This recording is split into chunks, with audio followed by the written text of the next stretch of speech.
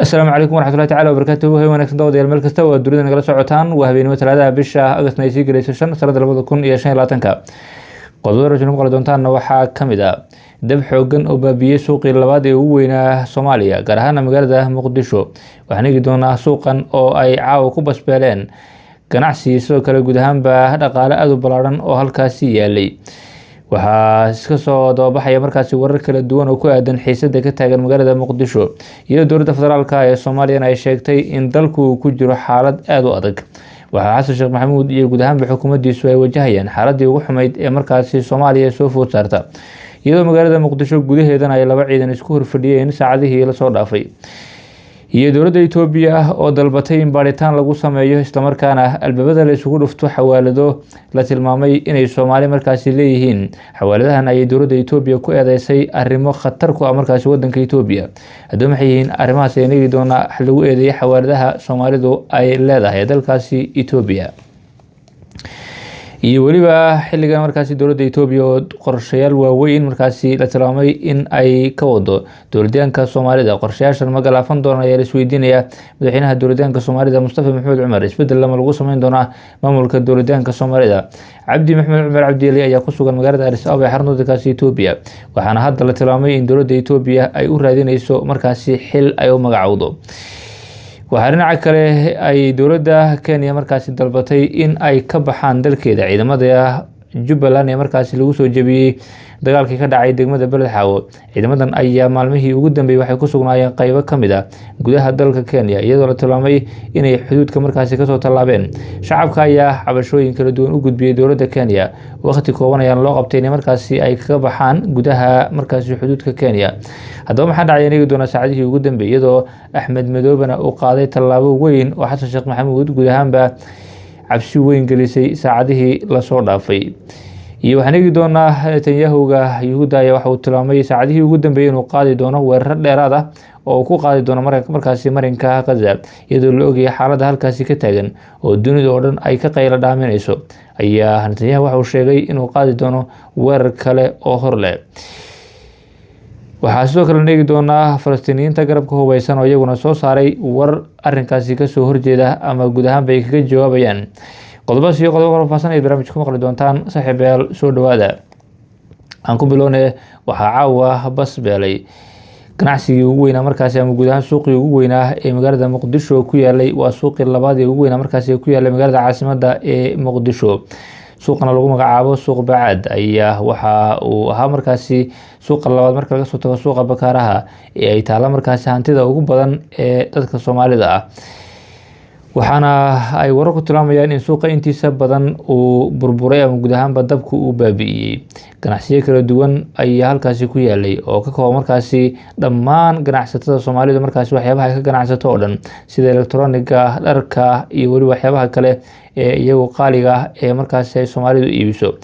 waxaa la ogaa in muddooyinkii dambe ay soo badanayeen markaasi dabab ka kacaya suuqyada Soomaalidu ay ku ganacsato isla markaana khasaare ballaaran geeya ganacsiga ama galiya markaasi ganacsiga Soomaalida taasi oo ay ilaa iyo hadda laga kabsan laayahay dhibaatooyinkii soo gaaray markaas suuqyadii ku yaalay Hargeysa Wajaale iyo meelo kale oo ay kamid tahay Gaarisa iyo waliba meelo markaasi la mid ah Muqdisho lafteeda markaasi dab ayaa ka kacay soo kale Jigjiga iyadoo qayb ka ahayd markaasi meelaha ay dababku baabi'iyeen waa sanado markaasi isku mid ah ayaa meelaha oo markaas suuqyadii ugu muhiimsan ay gubanayeen caawana waxaa arrimaha markaasi dhiilada leh ee halkaasi ka soo yeedhaya kamid ah saacadihii ugu dambeeyay dad markaasi la hadlayay warbaahinta maxalliga ah ee magaalada Muqdisho waxay u sheegayeen in guud ahaanba ay jiraan dad xitaa aan wax u badbaadin oo caawa markaasi aan hal shay halkaasi uga bixin iyagoo galabta markaasi dad ganacsi haysta oo ladan ahaa caawana markaasi guud ahaanba ay dhibaatadaasi ama guud ahaan musiibadaasi weyn ku habsatay waxaana inta badan markaasi dadka Soomaalida suuqyadooda laga soo saaraa arrimo digniina oo aad u waaweyn oo muujinaya khatar markaasi ka dhalan karaysa markasta waxaana lagu eedeeyaa inay iska dhigatiraan guud ahaanba khataraha ka iman karaya arrimaha dabka iyagoo guud ahaanba eegaya arrin kooban oo markaasi hortaala oo aan ka fikirayna mustaqbalka dambe iyo waxa dhici doona iyo guud ahaan khasaaraha soo gaari doona balse noqonaya oo kaliya markaasi inay maalinta ka fikiraan wixii ay faa'iidayaan oo waxay ku jiraan arrimo markaasi isku dhex iibinaya waxyaabaha halis ku keenaya. waxaa dhinaca kale markaasi suuqyada ay noqdeen kuwo baca iyo markaasi jiingado iyo wax markaasi dabka sii horinaya markaasi ka kooban. si kastoo xaalku noqdaba waxaa alla looga baryaa markaasi guud ahaan dabkaas uu saacadihii ugu dambeeyey uu markaasi qabsaday suuq bacaad uu ka damiyo islamarkaana ay dadku markaasi kasoo kabsadaan,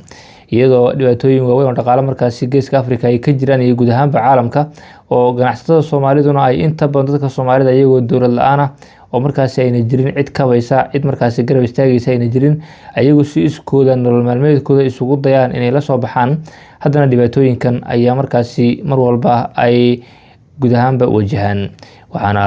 saacadihii ugu dambeeyay markaasi magaalada Muqdisho ka taagnaa arrimo aad u waaweyn, iyadoo dowladda Soomaaliya ay markii ugu horeysay qiratay in ay xaaladdu ku xun tahay oo markaasi dalku uu ku jiro xaalad aad u adag. saacadihii ugu dambeeyay xaafadda Siinay waxay isku horfadhiyeen laba ciidan oo markaasi ciidamada dowladda iyo soo kale ciidan kale oo uu watay markaa taliyihii hore ee nabad sugidda Soomaaliya Yaasiin Farey, kaasoo la tilmaamay in guud ahaan uu kasoo horjeedo dhul ay dowladda Soomaaliya dooneysay in halkaasi ay ka hirgeliso ama ay kula wareegto. waxaana xukuumadda Xasan Sheekh Maxamuud lagu eedeynayay taniyo markii xukunka imaatay inay waday dhul boob iyo waliba in inta badan dhulkii ku yaalay magaalada Muqdisho la iibiyey oo la gaday, iyadoo xagga dowladdan ay ku doodeyso in markaasi dhulka lagu soo iibiyey waxyaabo kale oo hanti dadweyne ah sida diyaarado iyo waliba hub, balse waxaa la leeyahay waxaasi markaa guud ahaanba ka muhiimsan ayaa jiray oo ilaa iyo hadda markaasi wax ay soo kordhiyeen diyaaradahan oo aan ka ahayn in dad lagu dhibaateeyo, in dad markaasi lagu caburiyo iyo in ciidan meel laga qaado meel kale la geeyo. wax markaasi faa'iido ah oo hadda shacabku ay sheegi karayaan oo markaasi diyaaradahan ay soo kordhiyeen ma jirin. hal magaalo oo cadowga uu haystay markaasi ama argagixisadu haysatay oo laga xoreeyay ilaa iyo hadda ma jirto, iska badaaye waxaabay qabsadeen markaasi meel ay dowladdu joogtay. marka waxaa leeyahay waxay soo kordhiyeen ilaa iyo hadda markaasi oo dowladdu ay ku doodi karayso oo ay dhihi karayso waxaasaan keenay, waxaasna waan qabtay, ay dhihi karayso markaasi ma jirto dowladda Xasan Sheekh Maxamuud oo aan ka hayn in jawaano iyo markaasi looro lagu ritay markaasi guud ahaanba lacagaha laga macaasho dhulka hantida dadweynaha ee markaasi la iibinayo. qoysas danyar ah oo aan loo haynin markaasi qorshe iyo markaasi nidaam looga rara meesha ayaa la barakicinaya ama la raraya, waa sida dadka qaar markaasi ay ku doodayaan. si kastoo xaalku noqdaba xaaladda ayaa la tilmaamay inay hadda aad uga cakiran tahay Xasan Sheekh Maxamuud, dhinac kastana ay arrimuhu iska soo wada xidheen, dhinacii dhaqaalaha, dhinacii markaasi ammaanka, dhinacii siyaasadda iyo guud ahaan markaasi arrimihii kala duwanaa ee caalamka markaasi xiriirkii lala lahaaba inuu aad hoos ugu dhacay. guuldarooyinka dhinaca markaasi xaaladaha kala duwan ee Mareykanka iyo dowladihii kaleba waa jireen dhaqaalahoodii markaasi MCH-ka loo yaqaanay ee lagu bixin jiray dawooyinka markaasi ciidamada la siiyo, ayuu sheegay gudoomiye Maxamuud Macalin Cabdulle. gudoomiyaha hay'adda maareynta musiibooyinka Soomaaliyeed waxa uu muujiyay muhiimadda isku tashiga gudaha, isagoo culimada iyo ganacsatada ugu baaqay inay u istaagaan caawinta dadka ay saameeyeen markaasi ama ay dhibaatada gaarsiiyeen abaaruhu. waxaana uu tilmaamay inay jirin markaasi wax caawimaad oo xilligan laga sugayo dunida. dhinaca kale haddii aan aadno dhanka wadanka Itoobiya, saacadihii ugu dambeeyay dowladda Itoobiya waxay sheegtay in ay albaabada isugu dhufan doonto oo waliba baaritaan lagu sameynayo markaasi qaar ka mid ah xawaaladaha markaasi ay Soomaalidu isticmaasho ee dibadda markaasi laga leeyahay. bangiga qaranka Itoobiya ayaa ku baaqay in 4 shirkadood oo fadhigoodu yahay Mareykanka lagu sameeyo baadhis. bangiga ayaa sheegay in shirkadahan maaliyadeed ay isku dayayaan inay weeqaan nidaamka maaliyadeed ee Itoobiya. qoraal la soo dhigay baraha bulshada ayaa lagu sheegay magacyada 4 shirkadood ee lagu eedeynayo inay shirkan ama shaki markaasi geliyeen aaminaadda nidaamka maaliyadeed ee Itoobiya, kuwaasoo la sheegay inay ka howlgalaan gobolada Maryland, Virginia iyo soo kale Minnesota. sida lagu sheegay qoraal, shirkadahan lacagaha xawila markaa waxa ay ka ururiyaan lacag jaaliyadda Itoobiya ee ku nool Mareykanka, kadibna waxa ay u diraan Itoobiya iyo waliba dalal kale. bangiga waxa uu sheegay in shirkadahan ay xalaaleeyaan markaasi lacago sharci darro ah iyo inay markaasi maalgeliyaan howlo aan sharci ahayn. doolarka Mareykanka ayaa ah lacagta ugu badan ee la geeyo dalka Itoobiya marka la fiiriyo lacagaha qalaad ee soo gala markaasi dalkaasi Itoobiya. dowladda waxay isku dayeysaa inay saxdo nidaamka sarifka suuqa laga soo bilaabo sanadkii hore si loo yareeyo markaasi lacagaha qalaad ee suuqa madow. hay-adda lacagta adduunka ee IMF loo yaqaano ayaa sheegtay in go-aankan uu kordhinayo kaydka sarifka lacagta Itoobiya, balse qiimaha suuqa madow ayaa sidoo kale kor u qaadi doona nidaamka. dhinaca kale, bangiga wuxuu markaasi uu guud ahaanba dacweeyey ama uu dacwadahan kasoo gudbiyay 4 shirkadood oo fadhigoodu yahay Mareykanka, kuwaasoo lacagaha xawila. 4 shirkadood ayaa magacyadooda lagu sheegay Shegai Money Transfer, Silver Spring, iyo sidoo kale Adulis Money Transfer iyo Ramada Pi ama Kah markaasi meesha loo yaqaano, iyo waliba Taj Money Transfer ayaa lagu markaasi guud ahaanba 4 shirkadood ee la soo eedeeyay oo ay dowladda Itoobiya soo eedeysay. waxaana shirkadahan ay ku kala yaalaan Taj waxay ku taallaa ayaa lagu yiri Minneapolis, Ramada Pi waxay ku taallaa Falls Church, Adulis Money Transfer waxay ku taallaa iyaduna Falls Church markaasi Silver Spring, iyo waliba Shegai Money Transfer Silver Spring ay ku taallaa iyaduna. waa meelaha kala duwan ee markaasi ay xawilaadahan ku leeyihiin xarumaha dalka Itoobiya. waxaa inta badan bangiga dhexe dalkaasi Itoobiya lacagta inta uu ku sarifayo iyo marka la isbarbardhigo suuqyada madow, lacagaha inta lagu sarifo markaasi aad ay u kala fog yihiin. waana waxa hadda keenaya markaasi in bangigii dalka Itoobiya uu guud ahaanba kacaba oo xaaladiisu markaasi ay xumaato. Itoobiyaanku kaliya markaasi ka warhayaan, balse xawaaladahan ay noqdeen kuwa markaasi hadda loo weecday oo dhankooda la aaday. dhinaca kale, waxay wararku tilmaamayaan in cabashooyin kala duwan oo ay gudbinayaan dadka deegaanka ay aad u soo badanayaan, isla markaana aad looga cabsi qabo in xukuumadda dowladda Soomaalida Mustafa Maxamed Cumar uu hogaaminayo in xilka markaasi ay waayi doonto, maadaama ay xaaladuhu yihiin markaasi kuwo aad u soo badanaya. waxaa haddaba isweydiin fara badan iyo sidoo kale warar la isla dhexmarayay markaasi ay ahaayeen saacadihii ugu dambeeyay, walow inta badan ay u badnaayeen markaasi kaftan, ayaa waxaa wararka qaar ay ahaayeen markaasi in Cabdi Maxamed Cumar uu yahay musharax weyn oo markaasi laga yaabo in dowladda Soomaalida uu dib ugu soo laabto, balse arrinkaasi waxba kama jiro. oo Cabdi Maxamed Cumar markii xabsiga laga soo deynayba waxa uu ballan qaaday isla markaana uu saxay inuu xil dambe oo ka qabanayna markaasi guud ahaan dowladda Soomaalida, balse wadanka Itoobiya waa u furan tahay oo xil waa ka qaban karaya.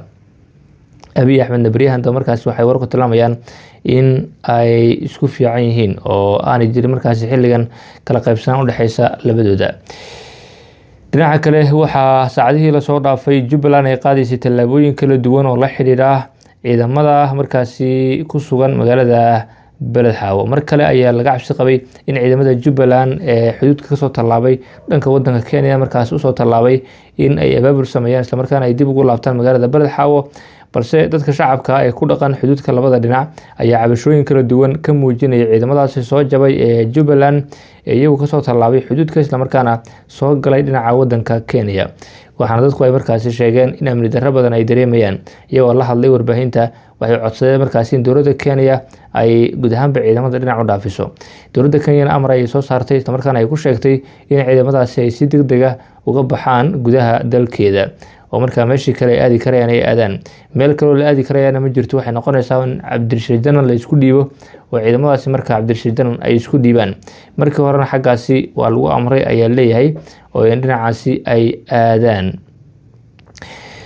haddaba saacadihii ugu dambeeyay dad fara badan ayaa waxay ku tilmaamayeen in ciyaarta u dhaxaysa Xasan Sheekh iyo markaasi Axmedoobe ay hadda bareejo tahay, maadaama ciidamadii Raas Kamboni ku sugnaa ay u tallaabeen dhinaca markaasi dalka Kenya, oo qaar ka mid ah ciidamadaasi ay isku dhiibeen ciidamada dalka Kenya dhinaca markaasi xuduudka Raas Kamboni. haddana ciidamadii Jubbaland laga soo tallaabiyay markaasi xuduudka oo iyaguna dhinaca markaasi dowladda Kenya ay u soo tallaabeen. marka ciyaartu ay baraajo ay leeyihiin dadku, balse waa uun sharaf dhac iyo markaasi guud ahaanba qiimo la-aan ayuun bay muujinaysaa. wax kale oo xigmada oo ku dhex jirta markaasi ma jirto. akhyaarta sharafta leh hawada nagala socoto tan iyo kulanti dambe, nabadgelyo.